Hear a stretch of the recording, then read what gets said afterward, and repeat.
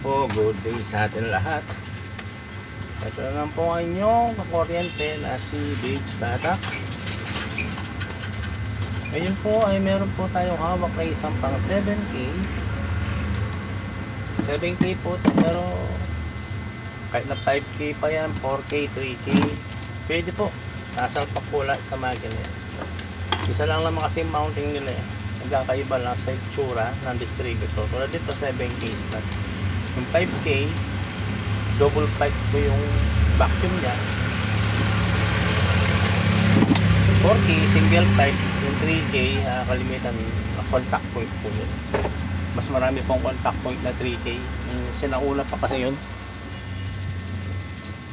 Okay. Anyway, ito pong distributor ay padala po ni Kuya Ana Rivera ng La Loma, Quezon City. Pinagdaan ko na rin po yung kanyang mga component tulad po ng kanyang ICM at pulser sender. Ayan. Ayan po yung ating i-apply. Ngayon po yung loob ng distributor ay tatanggalin po natin yung mga contact point, mga pyesa niya. Bahay lang po yung gagamitin natin. Ilang mga tulad dito, gagamitin pa natin yung rotor. Ito po mga contact point na to, tatanggalin natin.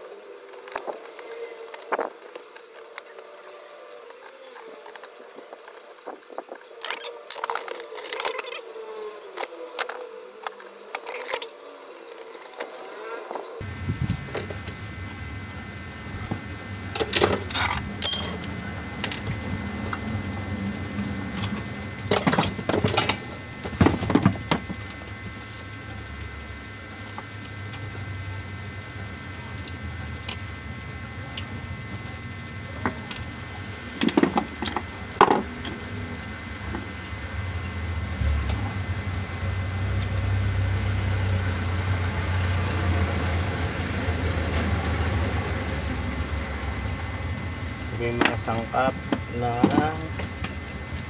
contact point.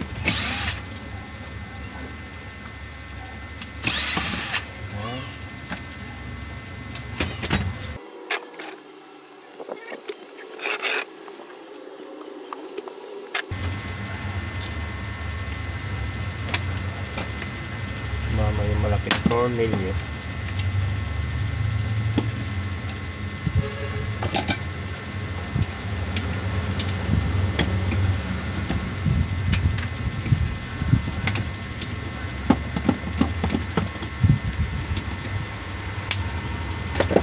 Yan, natanggal na po natin yung mga para sa contact point. Ito na lang.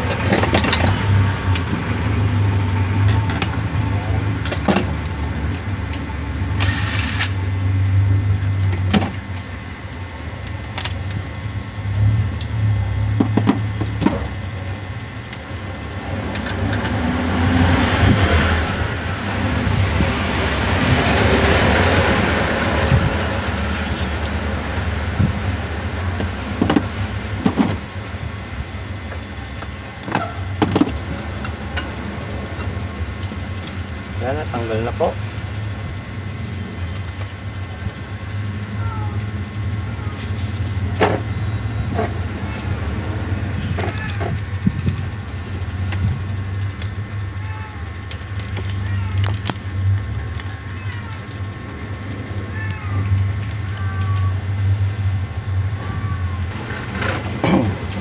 Ngayon naman po ay yung kanyang pulsar sender ay hahabaan po natin yung kanyang wire.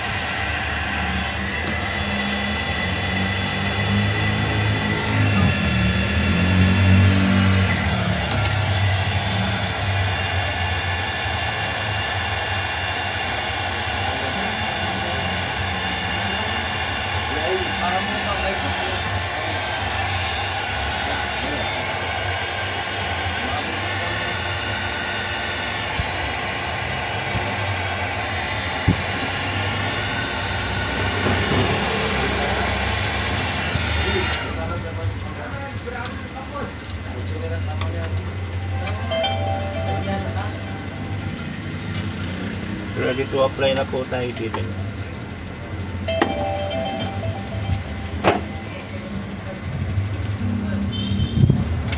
Ang gagawin po natin, gawin natin rotor.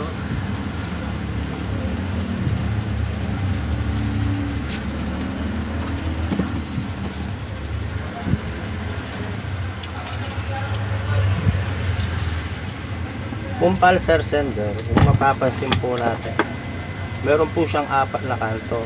Yan po ang 1342. Okay? Yan. Dito po bali yung tinatawag din natin na reactor wheel firing sender. Reactor wheel firing sender. Okay? Ngayon ito pong IC pulsar, tatapat lang po natin siya dyan. Okay. Pwede po siya dyan. Pwede rin, basta yung sa kantuhan, pwede po nyo ilagay doon yan. Kahit saan po parte yan. Yan. Basta po nakatapat lang siya doon. Okay. So, maganda dito kasi nandito po yung butas niya. Para yung wire dito natin isuot. Kung dito kasi, pwede rin po dito. Kaso nga lang, masyado siyang madikit doon sa butas. Pipilipit po yung wire. Kaya dito tayo. Yung pwesto niya. Dito po natin weldingin yan. Pag-spot lang po yun. Hindi naman siya ano talaga. Ngayon, pero maglalagay pa rin tayo ng spacer para maka-check tayo.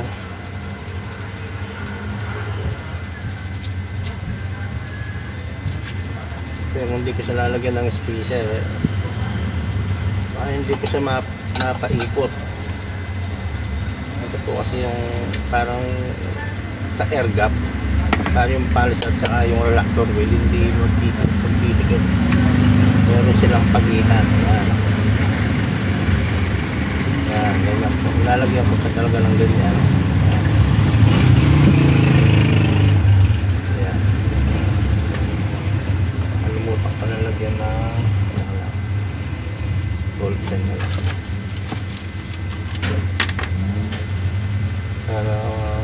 makikita ko kung saan po. Saan ako, yan. Nalagyan ko lang siya ng guhit. Ito po yung tinitignan. Kahit hindi ko na makita yan, titignan ko lang ito. Alam ko na po kung saan siya itatapat.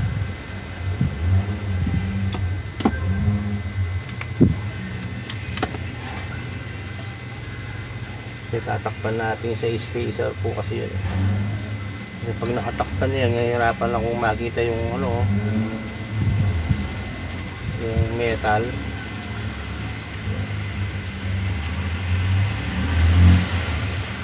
At least may buhit tayo sa taas.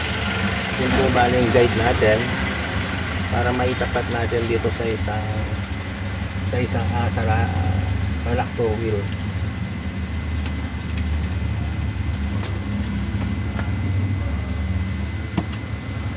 Ganun lang po. Itatapat ko lang siyang gano'n.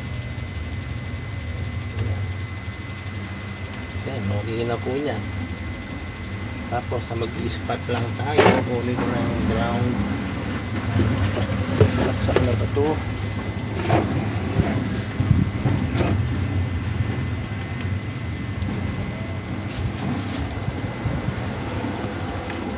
Set ko lang yung welding.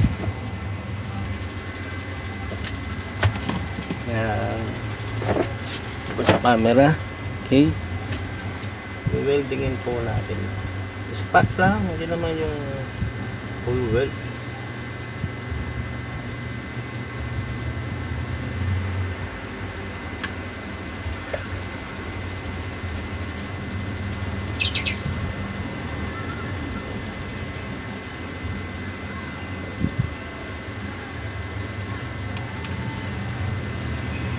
Sigurado ko lang na tapat doon bago ko weld.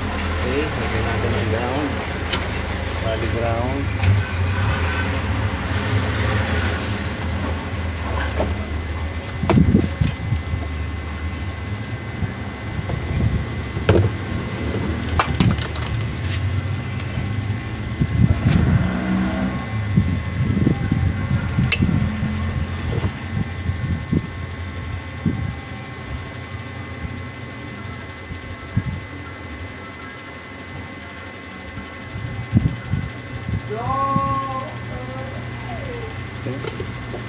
Testingin natin ang welding. Okay.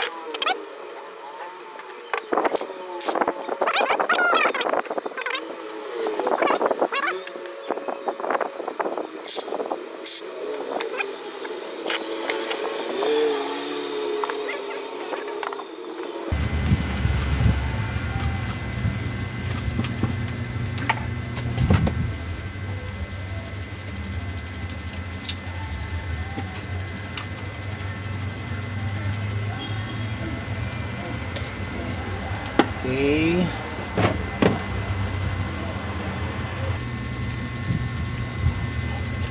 Ngayon, pipihit natin siya. Okay, yan. Iikot naman siya. Dahil po dun sa nilagyan natin masking tape, kaya nagkaroon siya ng space or air gap. Okay. Okay, wala pong space yan. Dikit na dikit po yan. Bakal ko bakal tayo. No? Pangit naman. Pagpihit mo, chik chik chik, mga ganon. Mag-ahalikan. Okay. Ngayon, isip natin ang wire dito. Kaya testingin natin kung mag-output sa coil.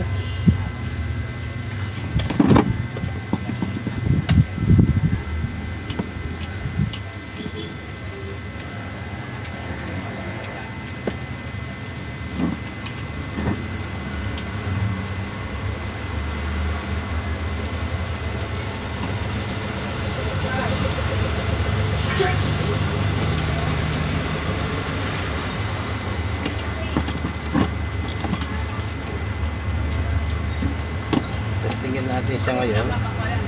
Kukonect tayo dito. Salatan ko muna. Red, ground. Okay. Pagpihit po natin dyan. Pagpihit natin dyan. Pag-i-spark po siya dito. Okay. Madidinig naman natin. Okay, subukan natin. Power on. Yun.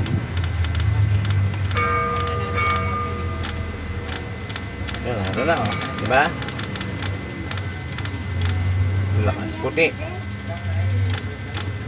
Ayan, ganyan lang po kasimple ang mag-convert ng contact point to electronic type.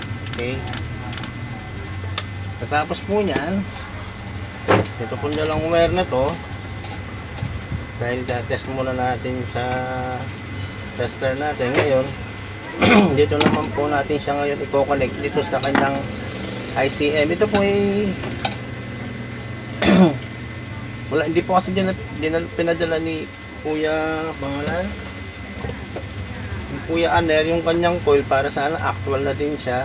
Ngayon ang gagawin nila, lalagay yung coil dito, i-connect lang yung eyelet na may positive at negative. Ito naman yung para sa pulser. Ito. Ayan. Ngayon ito naman lalagyan din natin ng stopper para hindi nahihila. Lalagay tayo dito ng stopper niya. Kasi nahihila po yun. Lalagyan ko lang sa dito.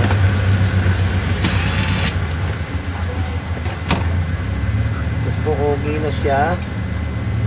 Lalagyan ko lang ng stopper. Dito yan. Paano ba yung pesto nito? Tuwid ko na lang.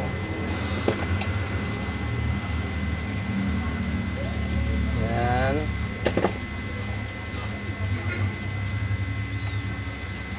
Kailangan po natin yung stopper para hindi po nahihila yung wire. Yun. Yan. At least may stopper wiring na rin siya. UPin ko lang. Kahit hilahin po yan, hindi na siya hindi siya mapipwersa. Pag wala kasi yan, hahatak po yan, di ba?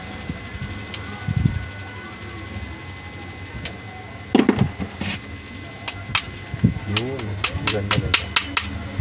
Sa ilalim siya. Okay. Connect tayo ngayon dito sa kanyang CM. Yan. May mga kulay din siya. Pag kinonect po ng mekaniko ni Kuya, ito, red, saka blue. Yun ang pwedeng pagbaliktarin niya yan dahil reverse polarity na po yun. Hindi tama. Okay? Dahil wala siyang coil, gagamitin natin coil ito uli. Tatap natin yan. Tatap natin dyan. Okay. Okay. Gagawin natin coil ito dahil nakakonect na po tayo dito sa ICM. Ang ICM naman mag-release po ng spark dito. Lalagyan natin siya ng zero ground. Lalagay po tayo ng ground nya. Okay. Ayan. Pag pinihit po natin ito, magiging yung rotor para makita nyo. Ayan. Ayan. Mag-spark po siya dito. Okay, subukan natin. Power on. Okay, hit. Yun. Yun, meron na rin, di ba? Oh. Dahil ang coil po nakakonect dito sa ICM. Pagkatanggal tayo ng isa, di-disconnect tayo. Wala. Di ba? Mabalik natin. Connect natin. Yun, meron. Kahit anong tanggalin natin dyan, wala. Connect natin. Okay. Ayan po, para kay Kuya, pangalan ni Kuya Aner Rivera ng Tagaloma, Quezon City. Ito Kuya, ito okay na ito, pinakonvert mo na Toyota 7K po ito pinadala nyo ha. Hindi ko alam kung 5K sa inyo, 4K, 3K yan. Wala problema dyan. Okay lang po nyo, sasalpak lang naman yun. Okay. Basta ito, yan, ganyan na po siya. Lalagay nyo lang po yung ignition coil nyo dito. Yan. Pag nilagay na po yung ignition coil dito, yan, sasalpak lang, luluwagan lang ito yung trommel nyo. Tap. Tapos, yung sa dalawang bolt niya, dalawang terminal niya, ganyan lang po yun. Tapos na siya nun, okay? Salpak-salpak lang po at bahala na po yung mechanic kung mag-set ng timing sa distributor, okay? Ayun po, at nakikita naman natin ng isang version na Toyota 7K na dating contact point na ginawa natin electronic type with ICM. Ayun, yun lang po muli po, si Rich Bata, masasabi sa inyo ng maraming salamat.